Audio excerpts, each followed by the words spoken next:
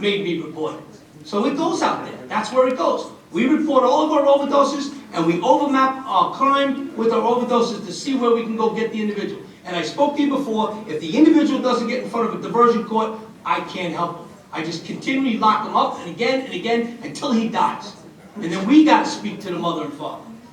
Understood. Thank you. Julie Gray Owens. Is that what happens? Sorry, well, everything mixed up and I realized you were at the bottom and you weren't supposed to. Sorry. Good afternoon, legislators and Commissioner Ryder. My name is Julie Gray Owens. I'm the Executive Director of Gender Equality in New York. We are a statewide advocacy organization that works to protect transgender, non-binary, and intersex New Yorkers. I'd like to first begin by pointing out that under Commissioner Ryder, under his leadership, we began specific training at the Academy that focused on gender expansive community back in 2017, and it continues today. This important training ensures future officers understand gender concepts, the discrimination we endure, and the systemic issues that we face. However, the specific training has not been given to those officers already out in the field and who are maybe out in service. I recently completed training at the Liberty, New York police force, and I can tell you that their senior officers had a significant number of questions, and the department's leadership appreciated the training that we provided. So my first question is this something that could be initiated here in Nassau? Our second concern is that the forms and reports that were provided in EO 203 only provided or included male or female breakdowns or choices on the reports with checkoff boxes for only male and female selections. I wanted to find out if we know if there's any effort to begin modifying the reports and forms. New York State will be going to a third gender on identification and driver's licenses, a gender X. So this will be necessary very near future. Finally, in the OPS 4245, which is encounters with transgender persons, it clearly states the officer should address the person by their preferred name. This is a very positive step and is very necessary in dealing with our community. However, one of the things that it did not mention, and I don't know if it's been upgraded, is there's no mention of the officer noting the person's personal pronouns to be used. Incorrect use of pronouns can be traumatizing and can create triggering response from our community members. And the use of, or questioning of making sure that the officer uses the correct pronouns is a step of respect that is shown to our community members. So those are the three questions that I have today. Thank you. Commissioner Wright, on the pronouns, I mean, I know that when an officer stops somebody, you know, does that mean like with the officer, like say Miss or Miss? Well, in a perfect situation, and again, I'm not going to speak for Commissioner Ryder and the leadership of the Nassau County Police, what should be done would be a greeting of some type, which would be, you know, hello, sir, or hello, I'm Officer Jones. My pronouns are he, him, his. I'd like to know your preferred name and your preferred pronouns. This way, there's no confusion, it's very upfront, and everyone is comfortable with the fact that pronouns are being used. That's what we always suggest. And it's not just police officers. I mean, this is something that we deal with, you know, throughout, whether it's agencies or just between cisgender people and, you know, gender expansive people. We always, whenever someone extends the question of, you know, what are your pronouns, it is not a question that's like something that's embarrassing. For our community, it's a sign of respect that you understand that we may not be using typical gendered pronouns. And this is especially important for people who are gender non-binary because they do not normally use he, she pronouns. They may use they, them, and then there's other pronouns that are used. And these are the type of things that we go over in the academy with the potential officers. So you can see why my first question is also important as well. So in the policy, because of Julie and the changes that we made in our policy, all of our officers go through the training. Everyone that came back through the in-service, even though it was not from an outside trainer, but we used our because we had to do 10-hour blocks, and we couldn't put that on, but we turned around, and they all went through the training. Everybody got it on transgender. Also with that, because of Julie, and again, and the changes that we made, we now, when it becomes, whatever, the name they prefer, is the name they prefer. If they want to go by Joe or Mary, that's the name they prefer. That's fine. I am not going to ask my officers to give their pronoun, because remember, we also live in a world that I'm not allowed to ask the gender of the person driving. I'm not allowed to ask the race of the person driving, but now I'm going to ask the gender. You follow me? Well, I absolutely understand, and I understand whether, you don't want your officers to give their pronouns, I understand that. But since the fact is that you're going to ask that person what their preferred name is, just asking, what is your preferred name and your preferred pronouns, would cover it completely. We'll have to take a look at that. I don't even know if I can legally do that, because, and I also now, I'm not allowed to, we're giving twisted messages. We're not allowed to ask race, religion, gender, but we can ask a pronoun. And again, I'm with you. We understand the legal implications. Yeah. And I know, and Julie, you bring up something very important, because even with all of us, but I know that in the courses, we go through our life, and recently, with so many people, even young people, that are finding their true selves, okay? I've learned myself also, when you have somebody who may have been John, and now will be Kathy, so that I understand that, to understand that he's sensitive to the pronouns for them. But even I come in contact with other people who will just, without, they'll say, hi, I'm so-and-so, and I prefer the pronouns. And they themselves, I don't ask, but they themselves bring it, and that's the pronouns that I will use.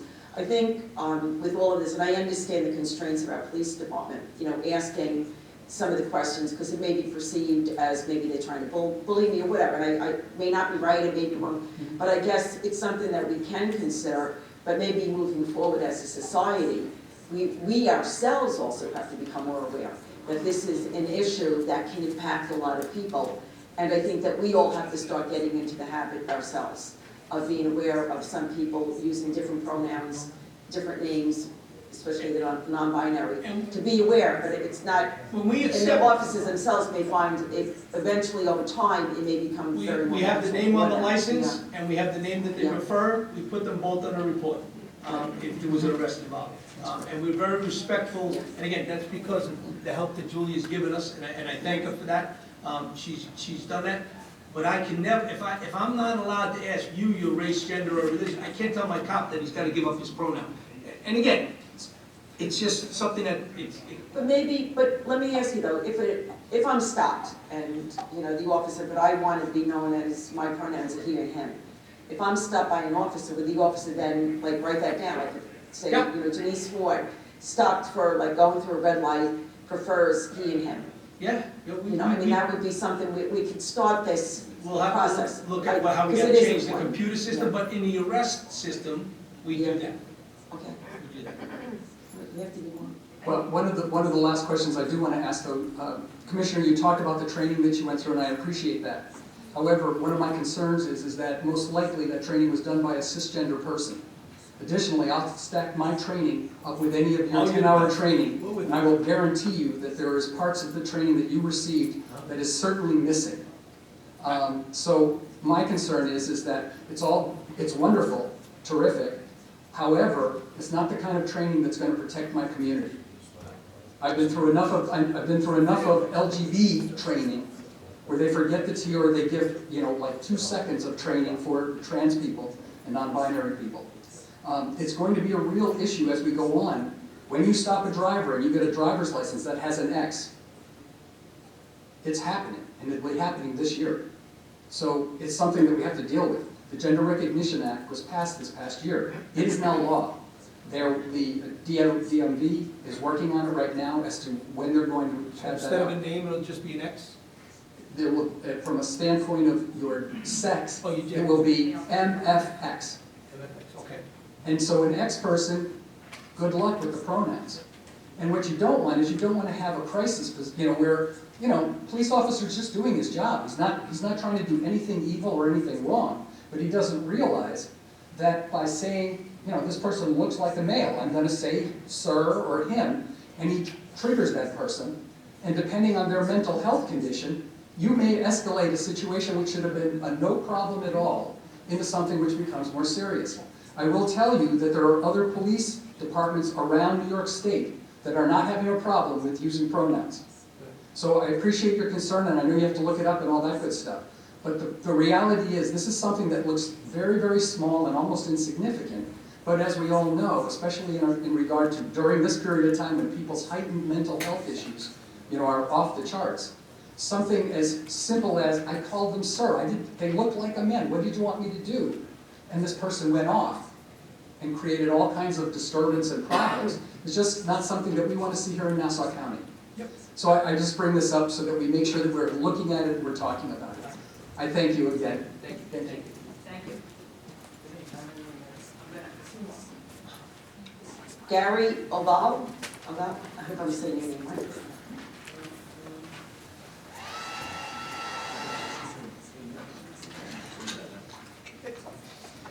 My brother is Gary O'Valley. I'm Warren O'Valley, so I'm just going to take one of them, if that's fine with you guys. Oh, that's perfectly, I realized when I looked at the next one, I'm like, okay. All right, appreciate it.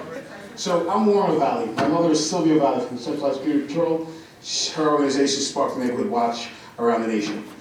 So raised by law enforcement, love law enforcement, but, there is a but, let's not pretend for 1 second that we're doing any of this because we want to.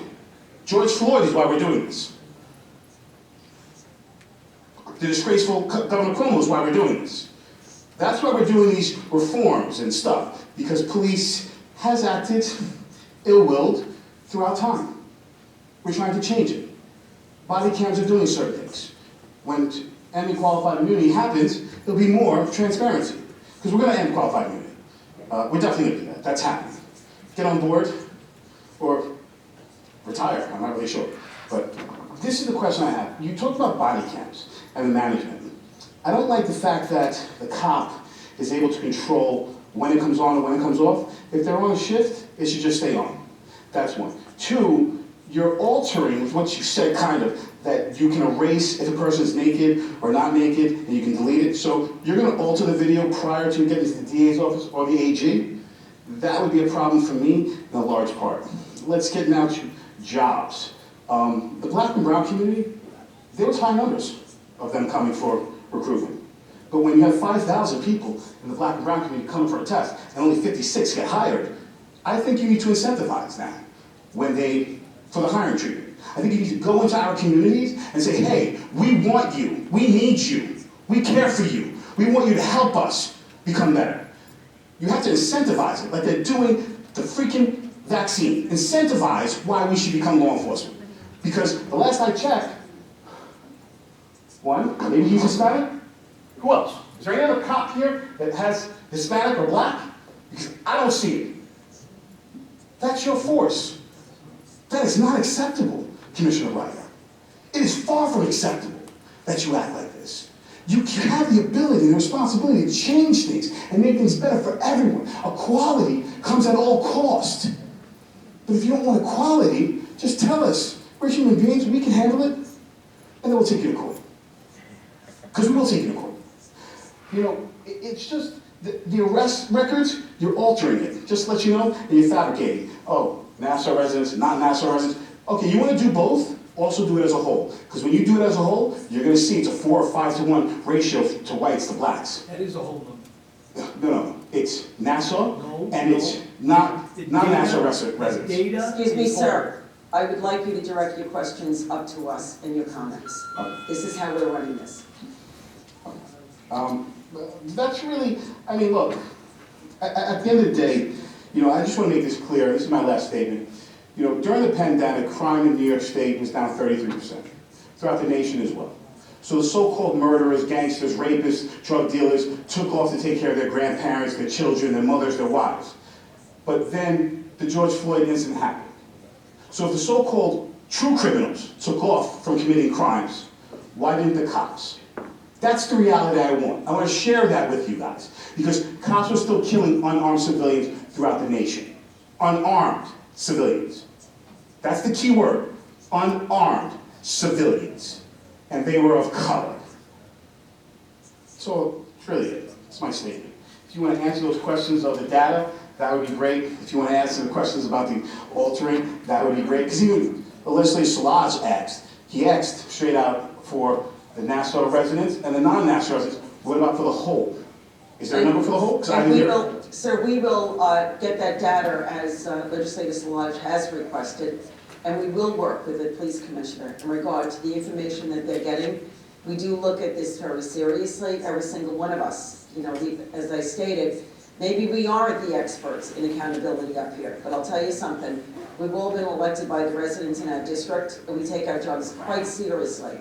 And whether or not it is, we pride ourselves in having an excellent police department. As you know, Commissioner Ryder did testify the past year and a half. Not one officer discharged his or her gun, which I think is very key. And it doesn't have to do with because it was a pandemic and the so-called criminals were home taking care of their grandmothers. What they were doing is they were out there during the pandemic, taking care of everyone else,